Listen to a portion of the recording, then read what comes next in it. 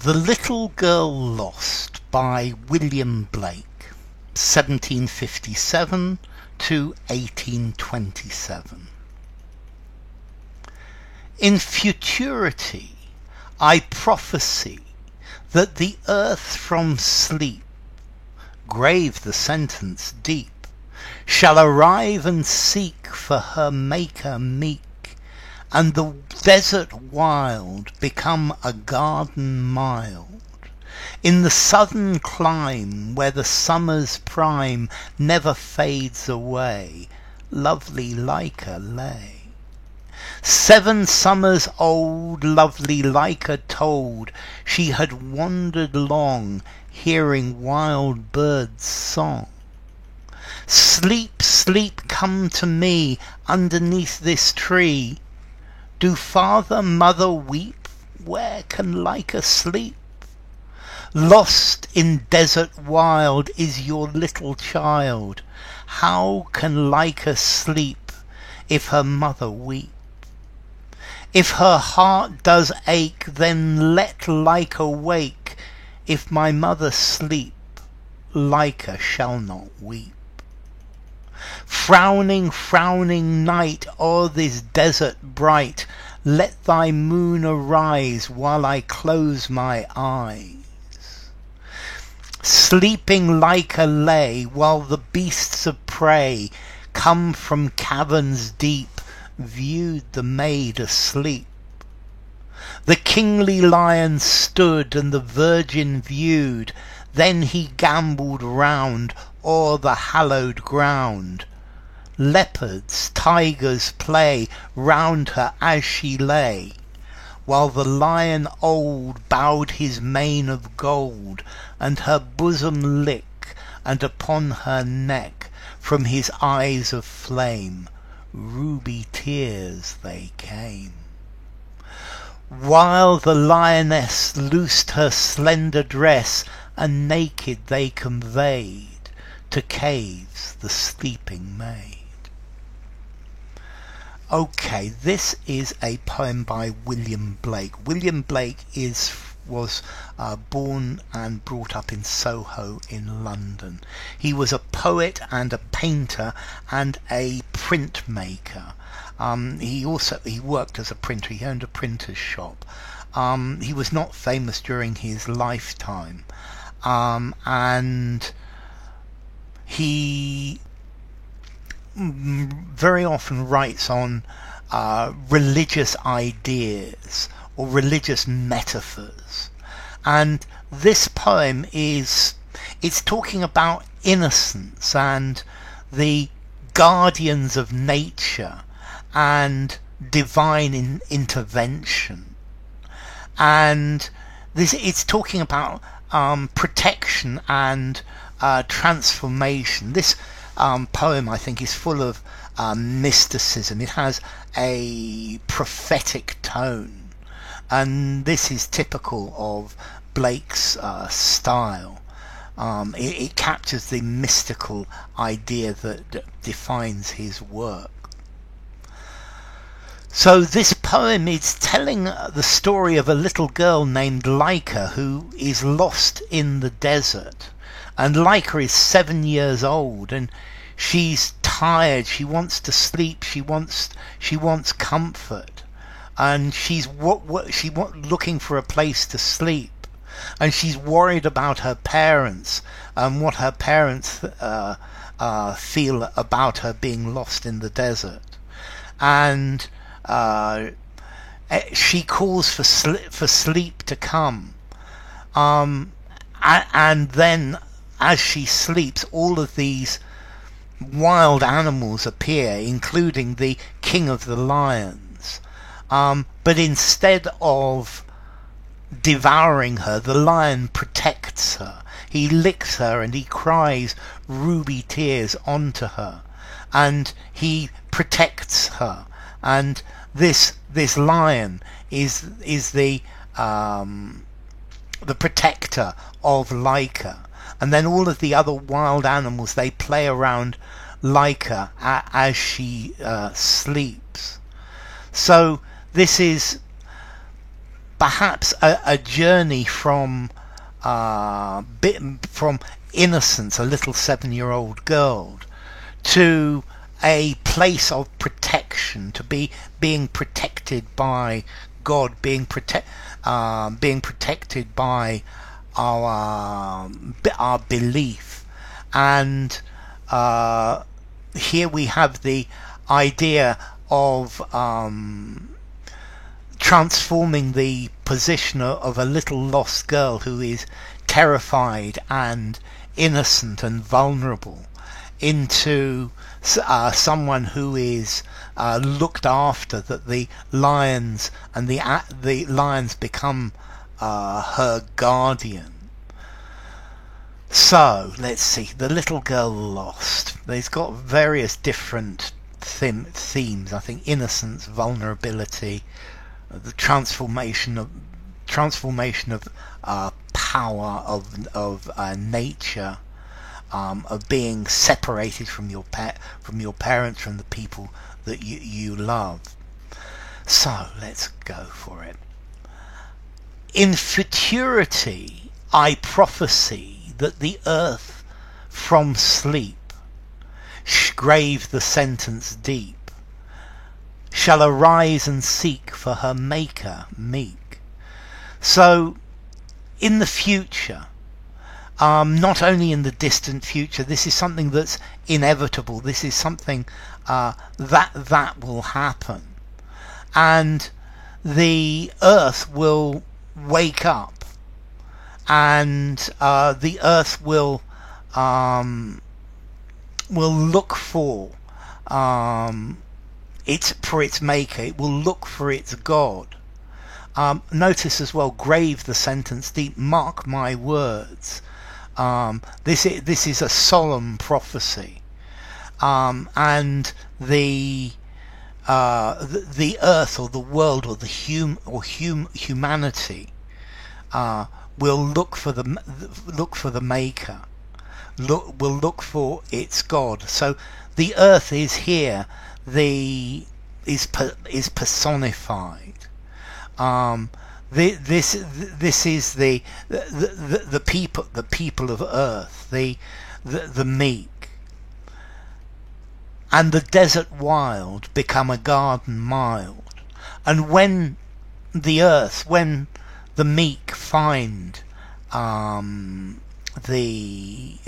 God, then the wild desert, the wild world, the problems of living on earth will become a beautiful garden, a happy place to be. So finally, when earth has awakened, it will find a new source of creation, and that the world will change, and all of our power, our problems will go. And then he starts the metaphor. In the southern clime where the summer's prime never fades away, lovely Lyca lay.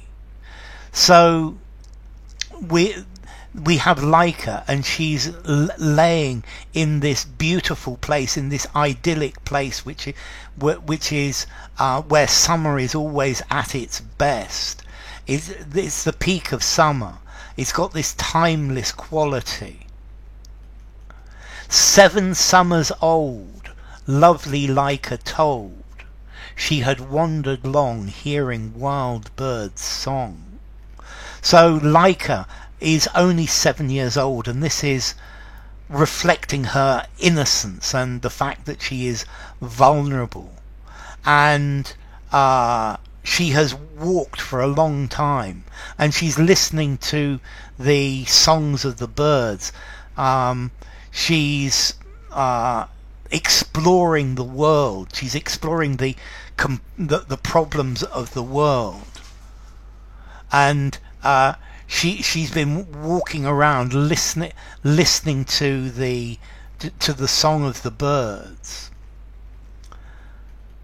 Sweet sleep come to me, so she's tired underneath this tree.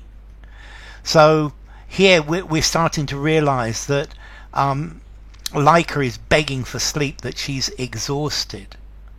Do father, mother weep? Where can Laika sleep? So she's asking to be able to sleep under this tree. She's looking for a refuge, for a safe place. And she's wondering if her father and her mother are crying for her. And she's vulnerable. She doesn't know where she can sleep, but she's still worried about how her parents feel. Lost in desert wild is your little child. How can Laika sleep if her mother weep? So Laika is lost in the desert, lost in the world. Her innocence is not is in danger in this wild desert. And how can Laika sleep if her mother is crying? So it's the connection between Laika, her ability to find somewhere to rest, and her feeling of empathy for her mother. If her heart does ache, then let Laika wake. If my mother sleep, Laika shall not weep. So Laika is really worried about her mother. If her mother is sad, then Laika is not going to sleep. It's the relationship between Laika and her mother. And if her mother is sleeping, then Laika will not be worried. So this is almost like she's more worried about her mother and her mother who she loves, rather than her own fate, her own problem. And this is showing the deep connection between the child and her mother. Frowning, frowning night, o'er this desert bright, let thy moon arise while I close my eyes. So now Laika is talking to the night, and she's talking to nature, and the night is frowning, so she's frightened of the night. And she's saying, well, bring on the moon. This is almost like asking for the moon to look after her. Bring on divine intervention. Let the world look over me. Let the moon watch me while I sleep. Sleeping Laika lay while the beasts of prey came from caverns deep, viewed the maid asleep. So Laika is now asleep, and she's completely vulnerable in sleep. And the animals come, and they come from deep caves. These are almost like the fears or the dangers of the world, and they're looking at this Laika who is asleep, and they are we're wondering what they're going to do. And the kingly lion stood, and the virgin viewed. So the kingly lion comes, and he's looking at innocence, and we're still wondering what's going to do. Then he gambolled round o'er the hallowed ground.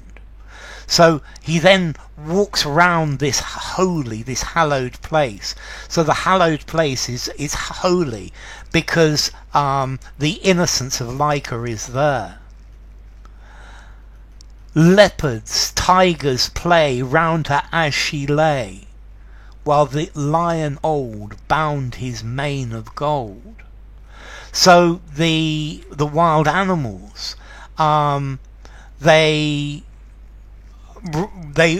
play round her. That the lion is there. The lion is her protection. So this is saying that we can all have protection, or the protection of God, even in the most dangerous, wild circumstances. And they are playing round her, while the lion is there watching. And her bosom lick, and upon her neck from his eyes of flame ruby tears they came. So the lion starts to lick her, and the lion starts to cry red tears, ruby tears. And this is the lion, I think, respecting her.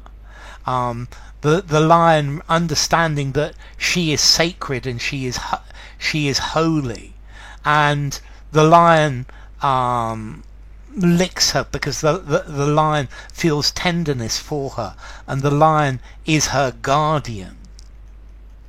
While the lioness loosed her slender dress, and naked they conveyed to caves the sleeping maid. And then the lioness comes. So the lion and the lioness are now the carers of Laika, and they collaborate to protect Laika, and they loosen her dress so that she can sleep well. And they take it off, and they take her naked innocence to the caves, and they take her to a safe place to let her sleep. And okay, so she's taken here. She's Laika originally is in a state of vulnerability and innocence, but she's taken to a safe, sacred, sheltered spot by the lions, who are her protectors. And the lion here and the lioness, they represent the protection of God. So this one is quite difficult to penetrate. The Little Girl Lost by William Blake.